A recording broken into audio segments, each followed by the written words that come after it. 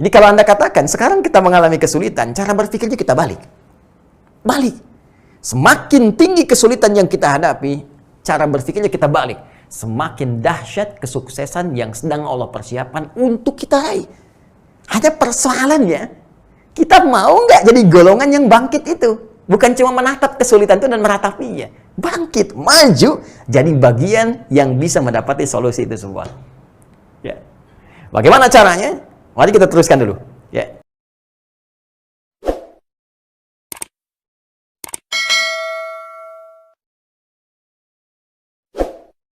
Bismillahirrahmanirrahim. Assalamualaikum warahmatullahi wabarakatuh.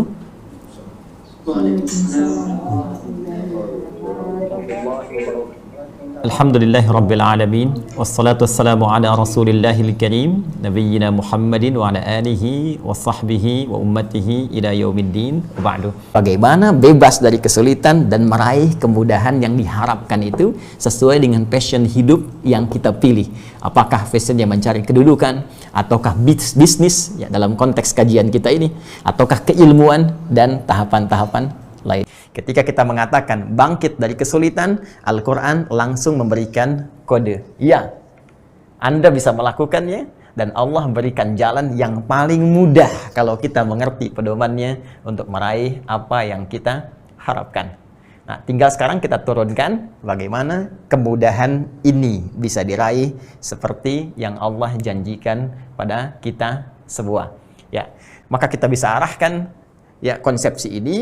Bagaimana kita bawa mengatasi kesulitan ini, mendapatkan kemudahan dalam dunia bisnis atau dunia kerja untuk mendapatkan cara kerja yang mudah, cara kerja yang berkah, dan cara kerja yang diberikan bimbingan oleh Allah untuk meraih apa yang didapatkan. Nah, dari sini mari kita turunkan konsepsi bangkit dari sulit yang langsung diarahkan pada kepentingan manajemen bisnis dalam Al-Quran. Mari kita turunkan. Dan mohon izin, ini materi pun pernah saya sampaikan di beberapa perusahaan di Indonesia dan sangat menarik pula. Ya, ada juga yang non-muslim yang belajar kemudian mengamalkan itu semua dan hasilnya cukup luar biasa. Apa kamu duga untuk sukses itu bisa engkau raih dengan mudahnya saja? Dengan segampang itu. Kamu pengen sukses langsung sukses? Tidak, kata Allah. Ya, walamma ya'tikum mathalul ladzina khalau min qablikum. Sebelum engkau diuji dengan ujian-ujian. Poinnya adalah untuk meraih kesuksesan itu, ya memang fitrahnya kita harus melewati ini. Masa-masa ujian, tantangan. Ya. Orang-orang dulu, kata Al-Quran, pengen sukses, mereka diuji dulu. Nggak bisa tiba-tiba pengen sukses langsung sukses begitu saja, tidak. Ya. Silahkan cek, selevel Nabi Muhammad SAW yang ahli surga itu harus menghadapi banyak tantangan. Maka bagaimana dengan kita yang bukan Nabi? Kita ingin sukses dan tidak ingin menghadapi tantangan. Siapa kita? Jadi kalau Anda katakan, sekarang kita mengalami kesulitan, cara berpikirnya kita balik. Balik. Semakin tinggi kesulitan yang kita hadapi, cara berpikirnya kita balik. Semakin dahsyat kesuksesan yang sedang Allah persiapkan untuk kita raih. Hanya persoalannya, kita mau nggak jadi golongan yang bangkit itu? Bukan cuma menatap kesulitan itu dan meratapinya. Bangkit, maju, jadi bagian yang bisa mendapati solusi itu semua. Ya. Bagaimana caranya? Mari kita teruskan dulu. Ya. Ujian ini untuk meraih kesuksesan itu sesuai dengan kadar kesanggupannya. Jadi ada kaidah lain nanti di Quran surah kedua Al-Baqarah di akhir ayat 286. Ya, di akhir ayat Al-Baqarah, akhir surah Al-Baqarah yaitu ayat 286. La yukallifullahu nafsan illa wus'aha. Allah tidak mungkin menguji seorang hamba di luar batas kemampuannya. Nah, jadi kalau diuji pasti kita mampu. Kalau tidak mampu, tidak mungkin diuji. Mau di rumah tangga, mau di pekerjaan, ya, mau di jabatan, birokrasi, diplomasi, semua ujian yang kita dapati itu kita sanggup. Ya, kalau Adi Hidayat tidak sanggup, tidak akan diuji. Kenapa Anda yang diuji bukan saya? Karena Anda yang sanggup, saya nggak sanggup. Ya. Dan keadilan Allah menjadikan ujian itu diberikan pada hambanya yang sanggup saja. Jadi cara berpikirnya saat diuji dengan kesulitan apapun, langsung arahkan ke sini. Kalau ujiannya ringan, Allah ingin berikan hadiah kepada saya. Ujiannya makin naik, menengah, Allah ingin angkat derajat saya. Kalau ujiannya makin tinggi yang membuat kita kadang-kadang bergoyang, kapan ujian ini tiba? Yakinkan pada diri kita pada saat itu, hey, Allah ingin langsung memberikan lompatan pada karir saya untuk mendapatkan posisi yang terbaik. Ini dia. Tinggal pertanyaannya, bagaimana caranya? Kita belum selesai. Bagaimana caranya? Jadi, Quran masih ngasih motivasi dulu. Ya, cara bangkit itu, hadirkan cara pandang kita. Oh ini. Lihat, ini kesulitan yang sedang saya alami bukan kesulitan, tapi sesungguhnya bagian dari hal yang akan mengantarkan saya pada kesuksesan yang saya dambakan. Persoalannya, bagaimana merubah persepsi kita dan mengolah kesulitan tadi menjadi kemudahan untuk mengantarkan pada bagian kesuksesan. Jangan sekali-kali menjadikan setiap ujian yang kita lalui, baik ringan, sedang, ataupun berat, kita pandang sebagai persoalan yang membebani hidup kita ataupun pekerjaan kita. Tapi pandang itu, menurut persepsi Al-Quran, sebagai katalis yang bisa mengantarkan kita pada kesuksesan yang ingin kita raih. Sekarang, bagaimana caranya?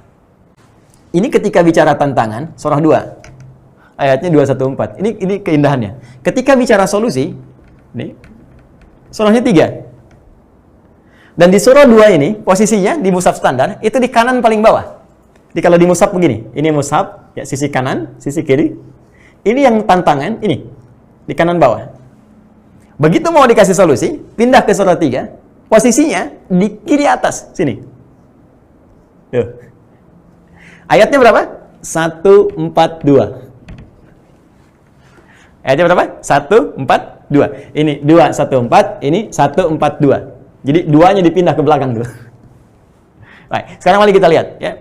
Tadi di sini pembuka ayatnya am hasibtum an tadkhulul jannah. Saya tuliskan am hasibtum an tadkhulul jannah. Ini poinnya. Sekarang silahkan Anda cek di Quran surah ketiga ayat 142. Silahkan lihat awal ayatnya. Demi Allah saya katakan sama persis. Ya, hanya yang di sini ingin memaparkan kadar kesulitan, ini dalam ilmu tafsir disebut taksisan lima'nan jadid. Ini menyampaikan tentang solusi yang bisa diraih. Yang di sini am hasibtum an tadkhulul jannata walamma ya'tikum mathalul ladzina khalau min qablikum. Tantangan di sini am hasibtum an tadkhulul jannata walamma ya'lamillahu alladzina jahadu minkum wa ya'lamas sabirin. Apakah kalian duga kesuksesan yang ingin diraih itu begitu mudah untuk didapatkan dengan membalikkan telapak tangan? Tidak. Sebelum nampak pada diri kalian, kata Allah, jahadu, kesungguhan, keseriusan dalam meraih kesuksesan itu. Izin kepada semua, mohon maaf tidak bermaksud untuk mengajari, hanya menegaskan makna Al-Quran. Kalau ingin sukses, Anda mesti serius. Anda ingin jadi karyawan yang sukses, ya, bisnismen yang sukses, Anda mesti serius, cintai pekerjaan Anda. Ya, Anda ingin menjadi ustadz yang sukses, ilmuwan yang sukses, cintai ilmu Anda, pelajari dengan baik. Ya, setiap apa yang kita kerjakan dengan serius, maka keseriusan itu adalah pengantar menuju kesuksesan yang kita harapkan. Bahkan kalimatnya tegas di Al-Insyirah itu. Fa idza faraghta fansab. Kalau engkau telah menuntaskan tugasmu itu, maka bersiap dengan serius mengerjakan yang lain. Urutkan dengan rapi. Wa ila rabbika faraghab. Setelah serius kau kerjakan, maka berserah diri kepada Allah meminta hasil yang terbaik. Nah, kalimat keseriusannya, kesungguhannya diungkapkan dengan kalimat jahadu. Ya. Jahada, yujahidu, jahadu, infinitif, akar utamanya. Awas, saya katakan akar utamanya dalam ilmu lughah, ya, bukan ilmu sharaf, ya. Kalau ilmu sharaf nanti tasrifnya jahada, yujahidu. Tapi akar utamanya, ya, itu dari kata al-juhdu.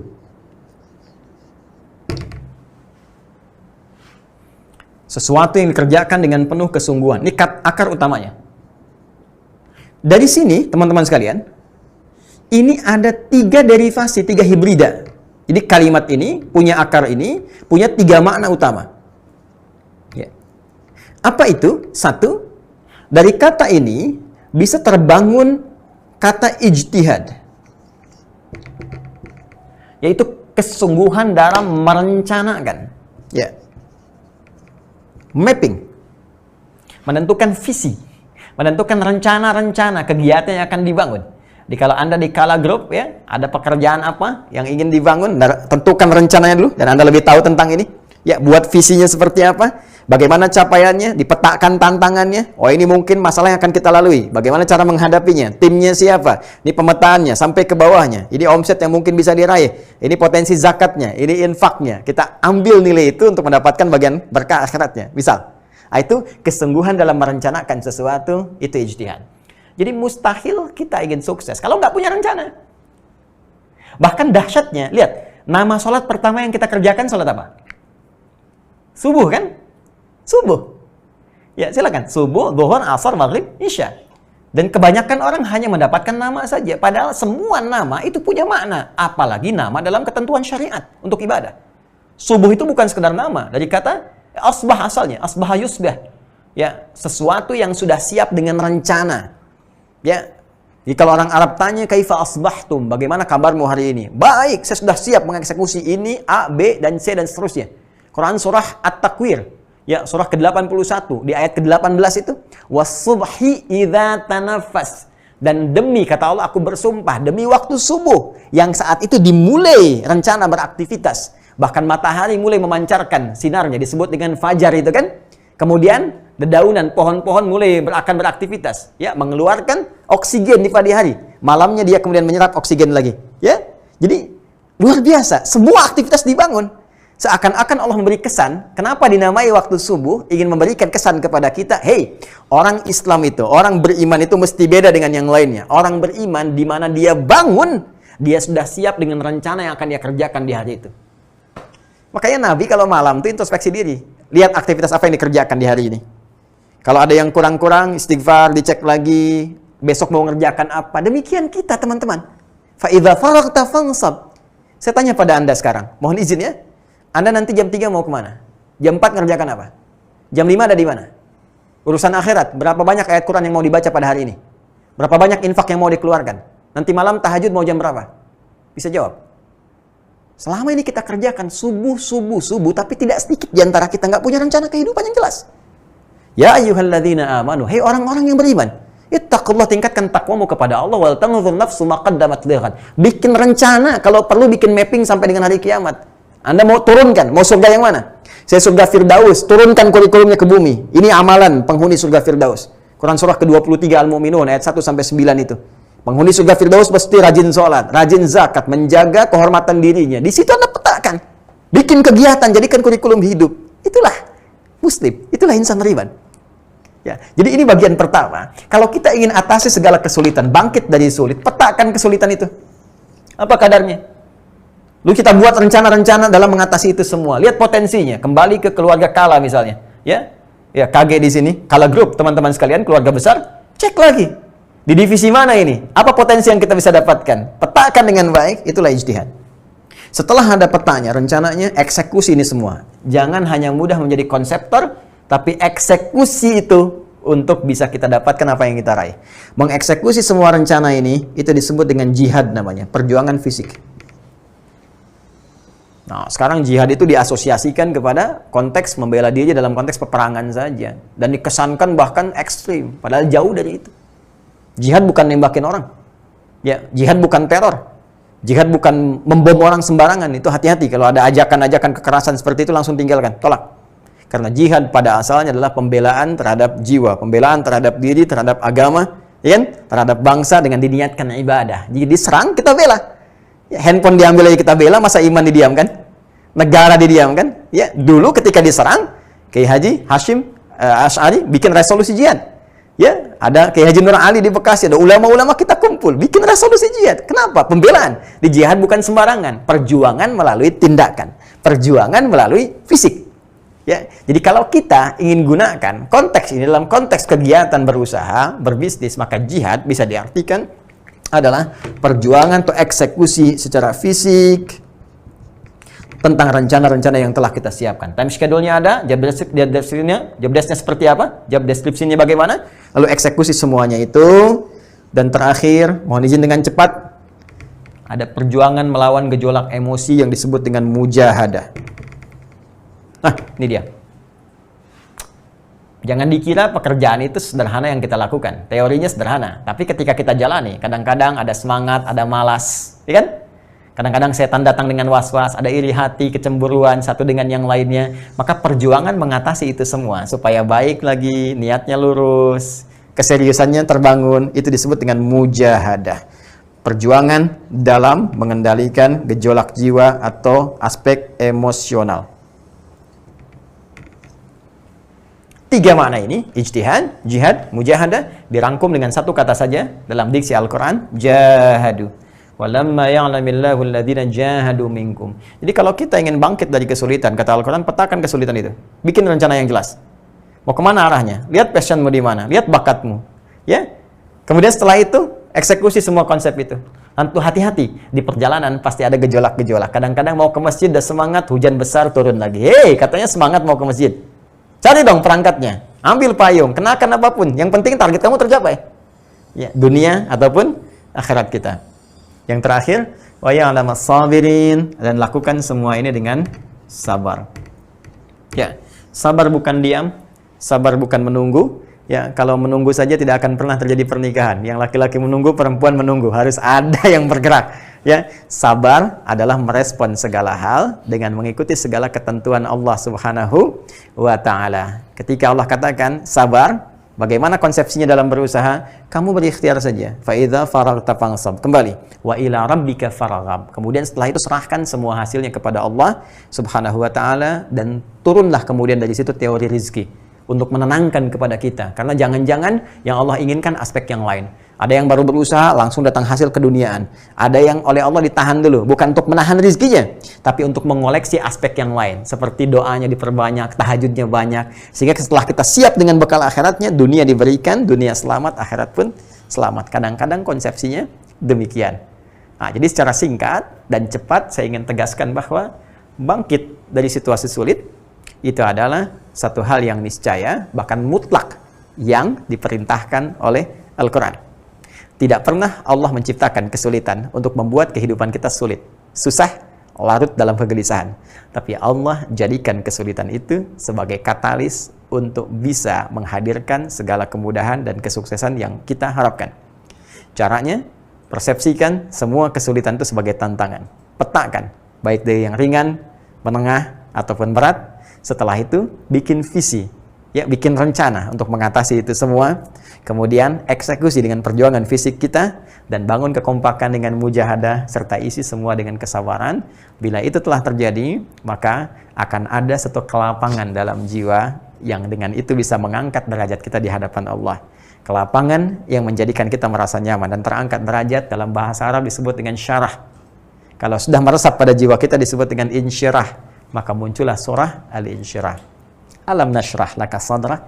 Bukankah aku sudah pernah lapangkan keadaan jiwamu sehingga menghadapi apapun sekarang kamu mudah. Nabi Muhammad SAW dilapangkan oleh Allah jiwanya sehingga dilempar dengan batu ringan, dilempar dengan kata-kata ringan, dilempar dengan apapun tawakal. Orang-orang yang sudah kuat mentalnya, terbangun dengan baik di perusahaan manapun, terutama di keluarga besar, Kala Group. Kalau Anda sudah mendapatkan insyirah ini, Anda nggak akan pernah punya diksi sulit. Semua yang terjadi akan Anda pandang dengan penuh kelapangan, kenyamanan, seperti tantangan yang biasa kita hadapi. Ya, alam nashrah laka sadrak. Ya, wa wada'na anka wizrak alladhi anqadha dhahrak. Kata Allah, kalau kamu sedang merasakan sulit, bayangkan kesulitan yang dulu yang pernah kau selesaikan. Kalau yang dulu pernah selesai, maka yang sekarang pun akan tuntas. Kalau itu bisa engkau lakukan, wa rafa'na laka dzikrak, maka Allah akan angkat ya namamu, angkat derajatmu, angkat semua aktivitasmu dengan keberkahan dalam naungan ridha Allah Subhanahu wa Ta'ala sampai ke ujung ayatnya. Inna ma'al usri yusra. Ingat, di setiap ada kesulitan pasti ada solusi yang paling mudah. Belum yakin? Fa inna ma'al usri yusra. Hei, saya tegaskan lagi kata Allah, setiap ada kesulitan itu jalan menuju kemudahan. Quran surah kedua di penghujung ayat 185. Yuridullahu bikumul yusra wa la yuridu bikumul usra. Allah menginginkan engkau mendapatkan kemudahan, bukan kesulitan. Jadi kalau masih ada yang sulit setelah paparan ta'lim ini, merasa sulit, itu bukan Allah yang menjadikan sulit. Andanya yang tidak ingin pernah meraih kemudahan. Fa idza faragta fansab, setelah selesai urusan yang kau lakukan, siapkan pekerjaan berikutnya. Wa ila rabbika farghab, dan tawakallah kepada Allah untuk mendapatkan hasil yang sempurna dengan niat ibadah kepada Allah Subhanahu wa taala. Itu saya kira yang bisa saya sampaikan dalam tempo waktu yang Anda berikan. Semoga ada manfaat yang didapatkan, dan selanjutnya jika masih ada waktu tersisa, kita bisa diskusikan atas apa yang teman-teman ingin sampaikan. Subhanakallahumma bihamdika asyhadu an la ilaha illa anta astaghfiruka wa atubu ilaik. Assalamualaikum warahmatullahi wabarakatuh.